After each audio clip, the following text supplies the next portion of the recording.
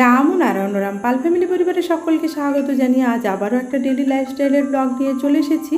আজকের ব্লগটি হচ্ছে গত সোমবারের ব্লগ। সেদিন ছিল শ্রাবণ মাসের তৃতীয় সোমবার। সেদিন সোমবার ছিল ঠিকই, কিন্তু আমার শারীরিক অসুস্থতা এতটাই বেশি ছিল সেদিন আর আমি শিব পুজো করতে পারিনি। আগের দুটো সোমবারে আমি শিব পুজো করেছিলাম, শ্রাবণ মাসের প্রথম সপ্তাহের সোমবার ও দ্বিতীয় সপ্তাহের সোমবারে, কিন্তু এই সপ্তাহে করতে পারলাম না, কারণ শরীরটা ভীষণই খারাপ ছিল। পেটে একটু প্রবলেম হচ্ছিল, পেটের ডিস্টার্ব ছিল, তার সঙ্গে পায়ের বুড়ো আঙুলেও ভীষণ ব্যথা হয়েছিল। কারণ হচ্ছে যে এই যে স্ট্যান্ড ফ্যানটা আছে না, আজকে ঝাড় দিচ্ছি, কিন্তু গতকাল এই স্ট্যান্ড ফ্যানটা সরাতে গিয়ে পায়ে নিচের পোর্শনটা মানে কোনোভাবে হাত ফসকে পায়ের উপরে পড়ে, দিয়ে বুড়ো আঙুল এবং পায়ের তলায় ভীষণ ব্যথা হয়েছিল। তাই সকাল থেকে উঠতেই পারিনি, অনেক বেলায় কাজ শুরু করেছি। সকালে উঠে ছেলে মেয়েরা পড়তে যাবে বলে ওদেরকে প্রথমেই চা করে দিয়েছিলাম। মেয়ে তো কলেজ চলে গেছিলো, আর ছেলে ঘরে বসে পড়ছিল। অনেক বেলাতে কাজ শুরু করেছি। শরীরটা ভালো ছিল না বলে আজ আর উপোস করলাম না, তবে বেলা 11টা পর্যন্ত না খেয়েছিলাম। যদি শরীরটা ঠিক হয় তাহলে উপোস করবো বলে।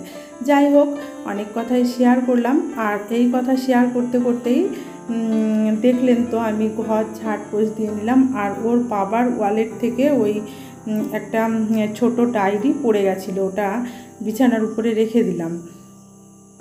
ওই ছোটো ডায়েরিটায় অনেক প্রয়োজনীয় জিনিস ওনার লেখা থাকে। যাই হোক, ওটা ঘর মুছতে গিয়ে পেয়ে তুলে রাখলাম।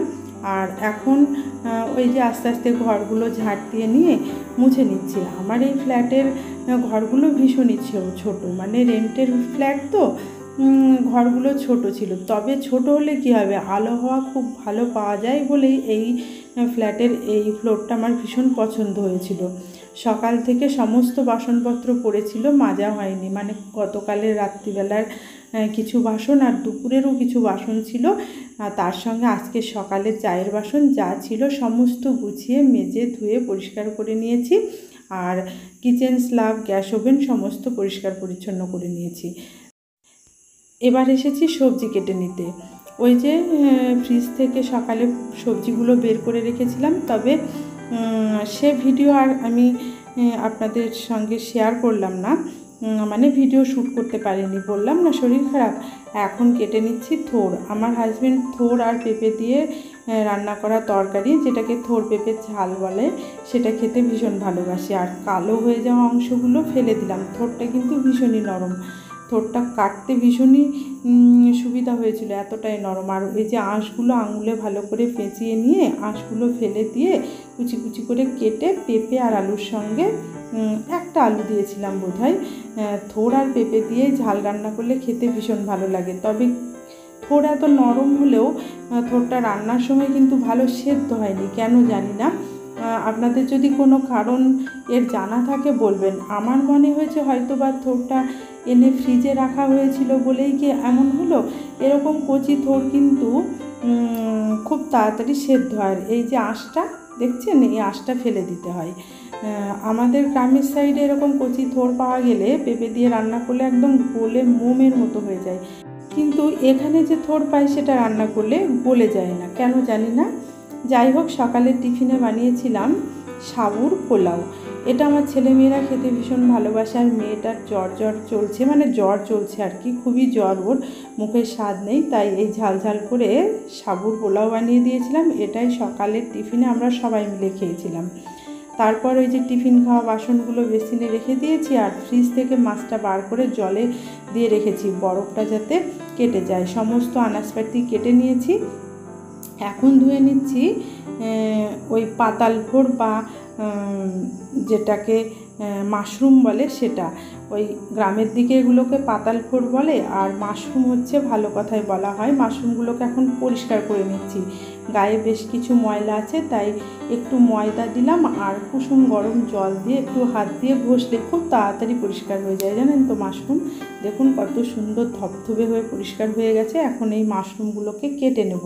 মাশরুমের সাইজগুলো কিন্তু খারাপ না। এক প্যাকেট মাশরুম সেদিন বার করে দেখালাম না গতকালের ব্লগে, 60 টাকা নিয়েছিল। আর এটা তো খুব প্রোটিন সমৃদ্ধ খাবার, এই খাবারটা খাওয়া কিন্তু ভালো। অনেকে খেতে ভীষণ পছন্দ করে, মাছ মাংস যেভাবে রান্না করা হয় সেভাবেই এই মাশরুমের তরকারিটা রান্না করে খেলে ভীষণ ভালো লাগে। যাই হোক, আজকে আমি পুজো না করলেও আমি নিরামিষ খাবো। আমার জন্য নিরামিষ কিছু একটা আইটেম বানিয়ে নেব, আর ছেলে মেয়েদের জন্য এই রান্নাগুলো করব বলে সবজিপাতি কেটে নিচ্ছি। মানে মাশরুমটা কাটতে বাকি ছিল, মাশরুমটা কেটে নিলাম। আর এদিকে ওই যে সকালের টিফিনের বাসনগুলো সমস্ত ধুয়ে নিয়েছি, বেসিনটা আবারও ভালো করে পরিষ্কার করে নিয়েছি। আর এই থোর পেঁপের ঝালটা নিরামিষভাবে রান্না করে নিচ্ছি। প্রথমে নিরামিষ রান্নাগুলো করে নেব, কারণ আমি তো নিরামিষ খাবো, তারপর এই আমিষ রান্নার দিকে যাচ্ছি। মাশরুমটা পেঁয়াজ রসুন আদা কাঁচা লঙ্কা বাটা দিয়ে ঠিক মাংসের মতো রান্না করব।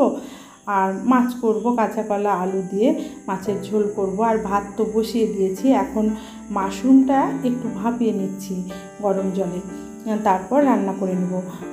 যাই হোক, রান্নার ভিডিও আর বেশি শেয়ার করলাম না, অল্প অল্প ভিডিও করেছিলাম, কারণ শরীরটা ভালো না। সকালের টিফিন খেয়ে ওষুধ খেয়েছিলাম, তারপর শরীরটা একটু সুস্থ হওয়াতে এই রান্নাগুলো আজকে হয়েছে। তারপর পুজো সেরে নিয়েছি। পুজো সেরে নেওয়ার পর একটু মানে মিশ্রিত জল করেছিলাম, যেটাকে নুন চিনির জল বলা হয় আর কি। কারণ শরীরটা ভালো নয়, তাই সামান্য একটু লবণ চিনির জল করে, চিনি না, এটা মিশ্রিত জল আর কি, লেবু জল যেটা বলে, সেটা করে ছেলে মেয়েকেও দিলাম। আর আমার হাজব্যান্ড তো মানে কোনো রকম লবণ শরবতে খায় না, আমি বিট লবণ দিয়ে দিলাম, ওর জন্য তুলে নিয়েছি, নিয়ে বিট লবণটা দিয়ে দিয়েছি। তারপর ভালো করে গুলিয়ে নিয়ে ছেলে মেয়েদের দিলাম, আমি নিজেও খেলাম। এই শরবতটা খেলে পরে শরীরটা অনেকটা ফ্রেশ হয়ে যায়। দুপুরের খাওয়া দাওয়া সেরে নিয়ে আমরা একটু সন্ধ্যাবেলায় পেস্ট্রি খেয়েছিলাম। আমার খাওয়ার একদমই ইচ্ছা ছিল না, আমি অল্প একটুই খেয়েছি, তবে আমি এই পেস্ট্রিটা খেতে ভীষণ ভালোবাসি। ছেলে মেয়েরা বাইরে গিয়েছিল, মানে গড়িয়াহাটি গেছিল, ফেরার পথে নিয়ে এসেছে আমি ভালোবাসি বলে, কিন্তু খেতে পারলাম না, শরীরটা ভালো নয় তো। যাই হোক, ওরা আনন্দ করে খেলো, ওদের আর বাধা দিলাম না, এনেছে, সবাই মিলে আনন্দ করে খাওয়া হলো। আজকের ব্লগটি আমি এখানে শেষ করছি। কেমন হলো কমেন্ট করে জানাবেন, ভালো লাগলে চ্যানেলটি সাবস্ক্রাইব করে সাপোর্ট করার অনুরোধ জানালাম। ভিডিওটি দেখার জন্য সকলকে জানাই ধন্যবাদ।